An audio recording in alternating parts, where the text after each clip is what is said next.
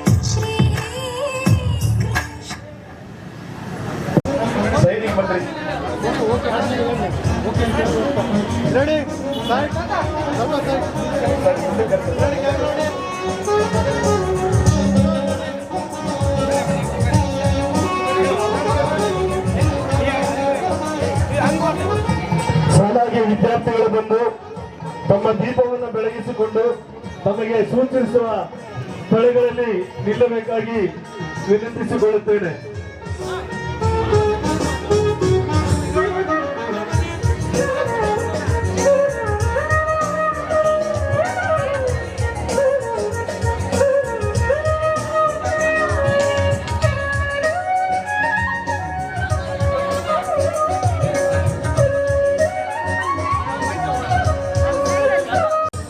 ನಿಮ್ಮ ಶುಶ್ರೂಷಕ ಜೀವನದ ಅತ್ಯಂತ ಪ್ರಮುಖ ಘಟ್ಟ ವಿದ್ಯಾರ್ಥಿ ಜೀವನದ ಪ್ರತಿಜ್ಞಾ ವಿಧಿ ಕಾರ್ಯಕ್ರಮ.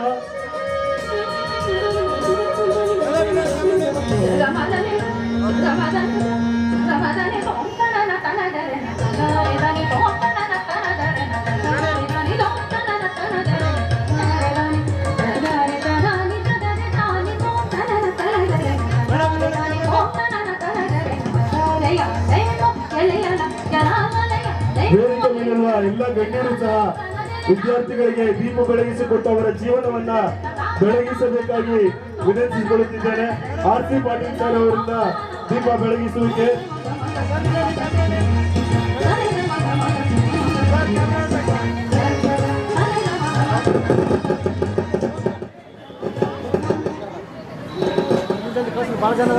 ವಿದ್ಯಾರ್ಥಿಗಳು ಒಬ್ಬರಾದ ಮೇಲೆ ಒಬ್ಬರು ಬಂದು ದೀಪವನ್ನ ಬೆಳಗಿಸಿಕೊಳ್ಳಬೇಕು. ಭಾಳ ಜನ ಇದ್ದಾರೆ ಗುರುಗಳು, ಇನ್ನೂ ತಾಸ 2 ತಾಸು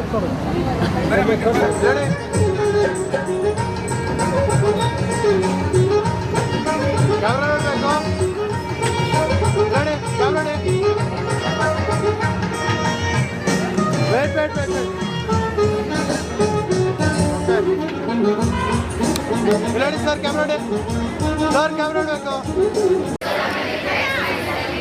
God and in the presence of this assembly to pass my life in purity and to practice my profession faithfully. I will abstain from whatever is deleterious and mischievous and will not take or knowingly administer any harmful drug. I will do all in my power to maintain and elevate the standard of my profession and will hold in confidence all personal matters committed to my keeping and all family affairs coming to my knowledge in the practice of my calling. With loyalty will I endeavor to aid the physician in his work and devote myself to the welfare of those committed to my care. ನಾನು ವಹಿಸಿಕೊಂಡಿರುವ ಜವಾಬ್ದಾರಿಗಳ ಸಂಪೂರ್ಣ ಜ್ಞಾನದೊಂದಿಗೆ ನಾನು ಮಾನವೀಯತೆಯ ಸೇವೆಗೆ ನನ್ನನ್ನು ಪ್ರತಿಜ್ಞೆ ಮಾಡುತ್ತೇನೆ ಮತ್ತು ನನ್ನ ವೃತ್ತಿಯ ಪ್ರಜ್ಞೆ ಮತ್ತು ಘನತೆಯಿಂದ ನಿರ್ವಹಿಸಲು ಪ್ರಯತ್ನಿಸುತ್ತೇನೆ. ನನ್ನ ವೃತ್ತಿಯ ಉದಾತ್ತ ಸಂಪ್ರದಾಯಗಳನ್ನು ಗೌರವಿಸಲು ನನ್ನ ಶಕ್ತಿಯಲ್ಲಿರುವ ಎಲ್ಲಾ ವಿಧಾನಗಳನ್ನು ಬಳಸುತ್ತೇನೆ. ನನ್ನ ರೋಗಿಗಳ ಸಂಪೂರ್ಣ ಆರೋಗ್ಯವು ನನ್ನ ಮೊದಲ ಕಾಳಜಿಯಾಗಿರುತ್ತದೆ. ನನಗೆ ತಿಳಿದು ಬರುವ ಎಲ್ಲ ವೈಯಕ್ತಿಕ ವಿಷಯಗಳನ್ನು ನಾನು ಗೌಪ್ಯವಾಗಿಡುತ್ತೇನೆ. ಧರ್ಮ, ರಾಷ್ಟ್ರೀಯತೆ, ಜನಾಂಗ ಅಥವಾ ಸಾಮಾಜಿಕ ಸ್ಥಾನಮಾನದ ಪರಿಗಣನೆಗಳು, ಕರ್ತವ್ಯ ಮತ್ತು ನನ್ನ ರೋಗಿಯ ನಡುವೆ ಮಧ್ಯಪ್ರವೇಶಿಸಲು ನಾನು ಅನುಮತಿಸುವುದಿಲ್ಲ. ನನ್ನ ವೃತ್ತಿಪರ ಜ್ಞಾನ ಮತ್ತು ಕೌಶಲ್ಯಗಳನ್ನು ಉನ್ನತ ಮಟ್ಟದಲ್ಲಿಡಲು ನಾನು ಪ್ರಯತ್ನಿಸುತ್ತೇನೆ ಮತ್ತು ಆರೋಗ್ಯ ರಕ್ಷಣಾ ತಂಡದ ಎಲ್ಲಾ ಸದಸ್ಯರಿಗೆ ನನ್ನ ಬೆಂಬಲ ಮತ್ತು ಸಹಕಾರ ನೀಡುತ್ತೇನೆ. ನನ್ನ ಅರ್ಹತೆಗಳ ಮತ್ತು ಮಿತಿಗಳ ಸಂಪೂರ್ಣ ಅರಿವಿನೊಂದಿಗೆ ನರ್ಸಿಂಗ್ ವೃತ್ತಿಯ ಸಾಮರ್ಥ್ಯವನ್ನು ಹೆಚ್ಚಿಸಲು ಮತ್ತು ಅದರ ಮಾನದಂಡಗಳನ್ನು ಎತ್ತಿ ಹಿಡಿಯಲು ಮತ್ತು ಮುನ್ನಡೆಸಲು ನಾನು ನನ್ನ ಕೈಲಾದಷ್ಟು ಪ್ರಯತ್ನಿಸುತ್ತೇನೆ. ನಾನು ಮಾನವೀಯತೆಯ ಬಗ್ಗೆ ಅತ್ಯಂತ ಗೌರವವನ್ನು ಕಾಪಾಡಿಕೊಳ್ಳುತ್ತೇನೆ. ನಾನು ಈ ಭರವಸೆಗಳನ್ನು ಗಂಭೀರವಾಗಿ, ಮುಕ್ತವಾಗಿ ಮತ್ತು ನನ್ನ ಗೌರವದ ಮೇಲೆ ನೀಡುತ್ತೇನೆ. Yes, thank you to all. ಪ್ರತಿಜ್ಞಾವಿಧಿ ನಮ್ಮ ತಂದೆ ಅನಾರೋಗ್ಯದಿಂದ ಕೊನೆ ಗಳಿಗೆನಲ್ಲಿ ಅವ್ರಿಗೆ ಸೇವೆ ಮಾಡುವಂಥ ಅವಕಾಶ ಸಿಕ್ಕಿತ್ತು. ಆ ಸಂದರ್ಭದೊಳಗಡೆ ಅವ್ರಿಗೆ ಮೂತ್ರ ಮಾಡಿಸೋದು, ಅವ್ರಿಗೆ ಬೇದಿ ಮಾಡಿಸುವಂಥ ಕೆಲಸಗಳನ್ನು ಮಾಡಬೇಕಾಗ್ತಿತ್ತು. ಅಂಥ ಸಂದರ್ಭದಲ್ಲಿ ನಾನು ಅವರಿಗೆ ಸೇವೆ ಮಾಡ್ತಾ ಇರುವಾಗ ಅವ್ರು ಹೇಳ್ತಾ ಇದ್ರು, ಏನು ಅದೆಲ್ಲ ಮರ್ಮಾಂಗಗಳನ್ನು ಮುಟ್ಟೋದು ಅದೆಲ್ಲ ಮಾಡಬಾರ್ದಪ್ಪ ಹಾಗಂತ ಹೇಳ್ತಾ ಇದ್ರು. ನಾನು ಹೇಳ್ತಾ ಇದ್ದೆ, ಸಣ್ಣ ಮಕ್ಕಳಿದ್ದಾಗ ನಾನು ನಿಮ್ಮ ಮಗನಾಗಿರ್ಬೋದು, ಈಗ ನೀವು ನನ್ನ ಮಗ ಹಂಗೆ ನಾನು ಭಾವಿಸಿದ್ದೀನಿ. ಅದಕ್ಕೋಸ್ಕರ ನೀವು ಯಾವುದೇ ಮುಜುಗರ ಮಾಡ್ಕೋಬಾರ್ದು. ನಾನೇನು ಇದೆಲ್ಲವನ್ನು ನಾನು ಮಾಡಬೇಕಾಗಿರುವಂಥದ್ದು ನನ್ನ ಜವಾಬ್ದಾರಿ ಅಂತ ನಾನು ಹೇಳ್ತಾ ಇದ್ದೆ.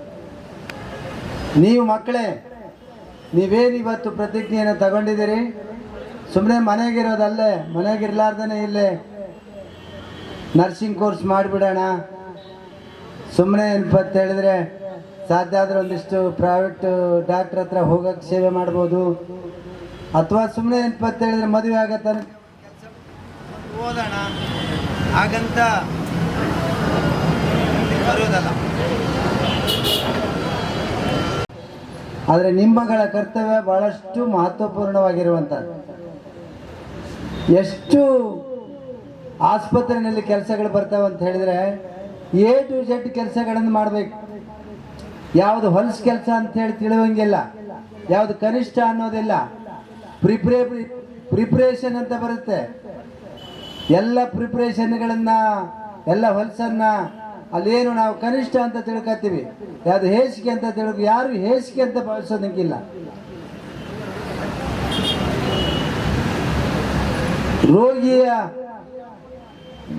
ರೋಗಿ ನಿಮ್ಮ ಮುಂದಿದ್ದಾಗ ನೀವು ಯಾವುದನ್ನು ರೋಗಿ ಮಾತ್ರ ಕಾಣಬೇಕು. ನೀವು ಪ್ರತಿಜ್ಞೆ ಮಾಡೋ ಕಾಲಕ್ಕೆ ಅವ್ರು ದೊಡ್ಡವರು, ಇವ್ರು ಸಣ್ಣವರು, ಆ ಜಾತಿಯವರು, ಆ ಜನಾಂಗದವರು ಏನೇನು ಸಂಬಂಧ ಇಲ್ಲ. ರೋಗಿ ಮಾತ್ರ ನಿಮ್ಮ ಮುಂದೆ ಇರುವಂತ ರೋಗಿಯ ಎಲ್ಲ ಯೋಗಕ್ಷೇಮವನ್ನು ನೀವು ನೋಡ್ತಾ ಇರ್ತೀರಿ, ನೋಡಬೇಕು ಕೂಡ ಅಂತ ಪ್ರತಿಜ್ಞೆಯನ್ನು ನೀವು ಮಾಡ್ತಾ ಇದ್ದೀರಿ. ಮದರ್ ಥೆರೇಸಾ ಹೆಸರು ಕೇಳಿರಿ. ಫಾರಿನ್ನಿಂದ ಒಬ್ಬ ಪತ್ರಕರ್ತರು ಬಂದಿರ್ತಾರೆ. ಒಬ್ಬ ಪತ್ರಕರ್ತರು ಮದರ್ ಥೆರೇಸಾ ಸಂಸ್ಥೆಗೆ ಅವರಿರುವಂಥ ಆಸ್ಪತ್ರೆಗೆ ಹೋಗ್ತಾರೆ. ಒಂದು ದೊಡ್ಡ ಸಂಸ್ಥೆ, ಅಲ್ಲಿ ಆಸ್ಪತ್ರೆ, ಅನಾಥರು, ಭಿಕ್ಷುಕರು ಎಲ್ಲರೂ ಎಂಪತ್ತೆ ಸೇರಿರ್ತಾರೆ. ಆ ಸೇರಿರುವಂಥದ್ದೇ ಮದರ್ ಥೆರೇಸಾ ಅವರ ಸಂಸ್ಥೆ. ಆ ಸಂಸ್ಥೆಯಲ್ಲಿ ಸುಮಾರು ರಾತ್ರಿ 11-11:30 ಸುಮಾರು ಪತ್ರಕರ್ತರು ಹೋಗ್ತಾರೆ. ಎಲ್ಲರೂ ಮಲಗಿರ್ತಾರೆ. ಎಲ್ಲರೂ ಮಲಗಿರುವಾಗ ಮದರ್ ಥೆರೇಸಾ ಒಂದು ಪೇಷಂಟಿನ ಮೈಯೊಳಗಿರುವಂಥ ಹುಳಗಳನ್ನು, ಒಂದೊಂದೇ ಹುಳಗಳನ್ನು ತೆಗಿತಿರ್ತಾರೆ. ಇದು ಸೇವೆ. ಹಾಗಾಗಿ ಮದರ್ ಥೆರೇಸಾಗೆ ಪ್ರಶಸ್ತಿ ಸಿಕ್ಕಿರುವಂತಹದ್ದು. ಇಡೀ ಪ್ರಪಂಚವೇ ಗೌರವಿಸಿರುವಂಥ ಪ್ರಶಸ್ತಿಯನ್ನ, ಪ್ರಪಂಚವೇ ಗೌರವಿಸುವಂಥ ಸ್ಥಾನಮಾನ ಸಿಕ್ಕಿರುವಂಥದ್ದು ಯಾಕೆ ಅಂತ ಹೇಳಿದ್ರೆ ಅವರ ಸೇವೆಗಾಗಿ. ಅದಕ್ಕೋಸ್ಕರ ನೀವು ಕೂಡ ಏನನ್ನೂ ಕೂಡ ಸಮಾಜ ಸೇವೆಗಾಗಿ ಇಂದು ನಡೆಯುತ್ತಿರುವ ಇಂಟರ್ನ್ಯಾಷನಲ್ ನರ್ಸ್ ಡೇಗಾಗಿ ತಮಗೆಲ್ಲರಿಗೂ ಹಾಗೂ ಈ ಸನ್ರೈಸ್ ಕಾಲೇಜಿನ ಪ್ರತ್ಯಕ್ಷವಾಗಿ ಪರೋಕ್ಷವಾಗಿ ಕಾರಣರಾದಂತಹ ಸಮಸ್ತ ಬಂಧು ಬಾಂಧವರಿಗೆ, ಉಪನ್ಯಾಸಕ ಸಿಬ್ಬಂದಿ ವರ್ಗದವರಿಗೆ ಶುಭಾಶಯ ಶುಭಾಶಯ ಶುಭಾಶಯ. ಆಯುಷ್ಯ 10, ನಿದ್ರೆಗೆ ಹೋದಾಗ 50, ಪ್ರಾಯಕ್ಕ 20, ಪ್ರಾಯದ ಕಾಯಕ್ಕ 30, ಮುಂದಿಲ್ಲ ಹೊತ್ತು ಇಂಟರ್ನ್ಯಾಷನಲ್ ನರ್ಸ್ ಡೇ ಯಾವತ್ತು ಅದೇ ಇವತ್ತು ಅಂತ ಹೇಳ್ತಾ ನಮಗ ಮಾತಾಡಕ್ ಕರ್ಸಿರಿ. ನಾನು ಯಾವುದೇ ಕಾರ್ಯಕ್ರಮಕ್ಕೆ ಹೋಗ್ಲಿರಿ, ನಾನು ಫಸ್ಟ್ ಕೇಳೋದು ಪ್ರೇಕ್ಷಕರನ್ನ ನಾನು ಎಷ್ಟೊತ್ತು ಮಾತಾಡ್ಬೇಕು ಅಂತ. ಅವಾಗ ಹಾಗಾಗಿ ಕೇಳಿದ್ರಿ. ಒಂದ್ ಕಾರ್ಯಕ್ರಮಕ್ಕೆ ಹೋದಾಗ ಒಬ್ರು ಹೇಳಿದ್ರಿ, ಮೇಡಮ್ ಅಲ್ಲ ಕರೆಸಿದವರು ಅವ್ರು, ಮಾತಾಡೋರು ನೀವು, ನಮ್ದೇನ್ ಗಂಟು ಹೋಗ್ಯದ್ರಿ, ನೀವ್ ಎಷ್ಟೊತ್ತನ ಮಾತಾಡ್ಕೊಳ್ರಿ, ನಾವ್ 5 ನಿಮಿಷ ಇದ್ದು ಕುಂತು ಹೋಗ್ತೀವಿ ಅಂತ ಅಂದ್ರು. ಅದಕ್ಕೋಸ್ಕರ ಅಂತ ಪರಿಸ್ಥಿತಿ ಆಗಲಾರ್ದೆ ಈಗ ಅಲೆ ಸರ್ ಮಾತಾಡಿದ್ರು. ಮಾತು ಹೆಂಗಿರ್ಬೇಕ್ರಿ, ಅಲೆ ಮಾತಾಡ್ಯಾರ. ಮಾತು ಅವ್ರಂಗ ಇವ್ರಂಗ ಯಾರ ಹಂಗೂ ಇರಬಾರ್ದು. ಮಾತ್ನಾಗ ಸಂದೇಶ ಇರಬೇಕು, ಮಾತ್ನಾಗ ಆದೇಶ ಇರಬೇಕು, ಮಾತ್ನಾಗ ಮತ್ತೇನಿರ್ಬೇಕು, ಮಾತ್ನಾಗ ತೂಕಿರ್ಬೇಕು, ಇಲ್ಲಂದ್ರ ಕೂತಿರ್ಬೇಕು. ಮಾತ್ನಾಗ ಮತ್ತೇನಿರ್ಬೇಕ್ರಿ, ಮಾತ್ನಾಗ ಬದುಕಿನ ಕಲೆ ಇರ್ಬೇಕು, ಮಾತ್ನಾಗ ಮಾತು ಕೊಟ್ಟಂಗ ಮಾತಿರ್ಬೇಕು, ಮಾತ್ನಾಗ ಮಗುವಿನ ನಗೆ ಇರಬೇಕು, ಮಾತ್ನಾಗ ಆಧ್ಯಾತ್ಮಿಕತೆಯ ಸಲಹೆ ಇರಬೇಕು, ಮಾತು ಮಾತಾಗಿರ್ಬೇಕು, ಮಾತು ಹಿತವಾಗಿರಬೇಕು, ಮಾತು ಮಿತವಾಗಿರ್ಬೇಕು, ಮಾತು ಮೆತ್ತಗಿರ್ಬೇಕು, ಮಾತು ಮುತ್ತಾಗಿರ್ಬೇಕು, ಮಾತು ಕೊಟ್ಟಂಗ ಮಾತಿರ್ಬೇಕು, ಇಲ್ಲಂದ್ರ ಮೂಕನಾಗಿರ್ಬೇಕು. ನಮ್ಮನ್ನ ಕರೆಸಿ ಇಷ್ಟೆರಡು ಮಾತಾಡಿದ್ದಕ್ಕೆ ಅವಕಾಶ ಮಾಡಿಕೊಟ್ಟಿದ್ದಕ್ಕಾಗಿ ಎಲ್ಲರಿಗೂ ಅಭಿನಂದನೆ ಅಂತ ಹೇಳ್ತಾ ಇಲ್ಲಿಗೆ ನನ್ನ ಮಾತನ್ನ ನಾನು ಮುಗಿಸ್ತೀನಿ ಅಂತ ಹೇಳೋದಿಲ್ಲ, ಈಗ ಪ್ರಾರಂಭಿಸ್ತೀನಿ.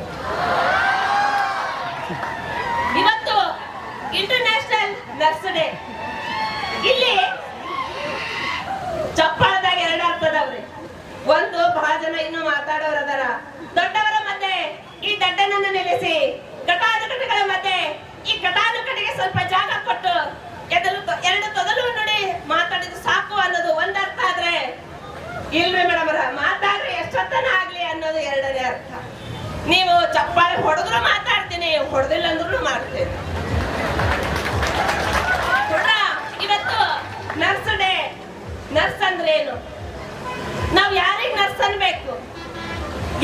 ಅದಕ್ಕೆ ನರ್ಸ್ ಅಂತಾರ. ನರ್ಸ್ ಅಂದ್ರೆ ಯಾರು? ಎನ್ ಅಂದ್ರೆ ನೊಬೆಲಿಟಿ, ನಾಲೆಜ್, ಉದಾರ ಜ್ಞಾನ, ಉದಾರ ಮನೋಭಾವ ಇರಬೇಕು. ಯು ಅಂದ್ರೆ ಅಂಡರ್ಸ್ಟ್ಯಾಂಡ್, ಅರ್ಥ ಮಾಡ್ಕೊಳ್ಬೇಕು. ಅಂಡ್ ಯೂಸ್ಫುಲ್, ಸಮಾಜಕ್ಕೆ ಉಪಯೋಗ ಆಗಬೇಕು. ಆರ್ ಅಂದ್ರೆ ರೆಸ್ಪಾನ್ಸಿಬಿಲಿಟಿ, ಅದು ನಿಮ್ಮ ಜವಾಬ್ದಾರಿ. ಎಸ್ ಅಂದ್ರೆ ಸಿಂಪ್ಲಿಸಿಟಿ, ಸರಳವಾಗಿರ್ಬೇಕು. ಸ್ಕಿಲ್ಫುಲಿ, ಕೌಶಲ್ಯಭರಿತವಾಗಿರ್ಬೇಕು. ಸಿಂಪ್ಲಿಸಿಟಿ, ಕರುಣೆ ತುಂಬಿರಬೇಕು. ಈ ಅಂದ್ರೆ ಎಫೆಕ್ಟಿವ್ಲಿ, ನಿಮ್ಮ ಕೆಲಸ ಸಮಾಜಕ್ಕೆ ಪರಿಣಾಮಕಾರಿಯಾಗಿರ್ಬೇಕು ಅಂದಾಗ ನರ್ಸ್ ಅನ್ನೋ ಪದ ಅಲ್ಲಿ